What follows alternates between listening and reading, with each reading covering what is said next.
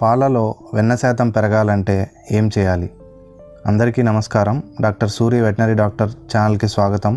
మీరు మా వీడియోని ఫస్ట్ టైం చూస్తున్నట్లయితే ఛానల్ని సబ్స్క్రైబ్ చేసుకోండి, వీడియోని లైక్ చేయండి, షేర్ చేయండి. గ్రామస్థాయిలో సంఘాల ద్వారా, ప్రైవేటు డైరీల ద్వారా, పాడి సమాఖ్యల ద్వారా పాల సేకరణ జరుగుతూ ఉంటుంది. పాల కేంద్రాల్లో పాలలోని వెన్న శాతాన్ని బట్టి ధరను నిర్ణయిస్తారు. గేదె పాలల్లో వెన్న శాతం ఎక్కువగా 6% నుంచి 8% వరకు ఉంటుంది.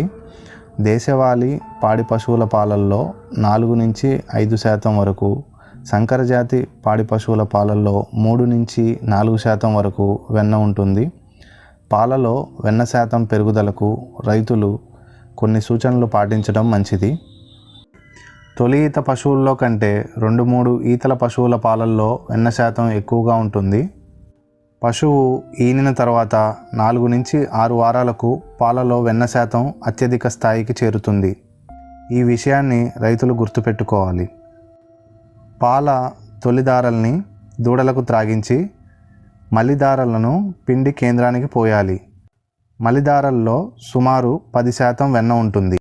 వీటిని దూడకు త్రాగించడం కూడా మంచిది కాదు. కావున మలిదారల్లోని పాలను కేంద్రానికి పోయాలి. పాలను పితికే సమయం ఖచ్చితంగా పాటించాలి. పాలను త్వరగా పిండేయాలి. పాలసేపునకు అవసరమయ్యే ఆక్సిటోసిన్ అనే హార్మోన్ మెదడు నుంచి విడుదలై రక్త ప్రసరణలో కేవలం 8 నిమిషాలు మాత్రమే ఉంటుంది. అందుకే పాలను 5 నుంచి 8 నిమిషాల లోపే పిండేయాలి. ఇలా చేస్తే ఆఖరి దారల వరకు పాలలో పూర్తిగా వెన్న శాతం పొందవచ్చు. పాలు తీసే సమయంలో పశువు బెదరకుండా, చిరాకు పడకుండా చూసుకోవాలి. పశువులకు పీచు పదార్థాలున్న మేతను బాగా అందించాలి. వీటి వినియోగానికి పశువు పెద్ద పొట్టలోని సూక్ష్మక్రిములు సహకరిస్తూ కొన్ని ఆమ్లాలు ఉత్పత్తి చేస్తాయి. అలా పాలలో వెన్న శాతం పెరుగుతుంది. పశువుకు తప్పనిసరిగా రోజుకి 3 నుంచి 4 కిలోమీటర్ల నడక అవసరం ఉంటుంది. వ్యాధుల బారిన పడకుండా, ముఖ్యంగా గాలికుంటు వ్యాధి నుంచి పశువులను రక్షించుకోవాలి. గర్భకోశ వ్యాధుల వలన కూడా వెన్న శాతం తగ్గుతుంది.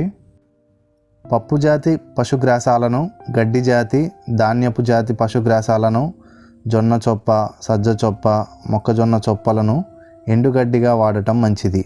ఇవి లభ్యం కానప్పుడు వరిగడ్డిని ఇవ్వాలి. ఎండుగడ్డిని మేతగా ఇవ్వడం వల్ల పాలల్లో వెన్న శాతం తగ్గకుండా ఉంటుంది. పశువుకు అన్ని పోషకాలు కలిగిన ఖనిజ లవణ మిశ్రమం సమపాలలో అందిస్తూ ఈ పైన పేర్కొన్న సూచనలు పాటిస్తే పాలలో వెన్న శాతం పెరుగుతుంది. మీ అభిప్రాయాలను, సందేహాలను కమెంట్స్ రూపంలో తెలియజేయండి.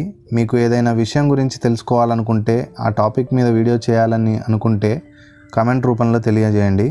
తప్పకుండా చేస్తాను. వీడియోని లైక్ చేయండి, షేర్ చేయండి. Please subscribe. Thank you.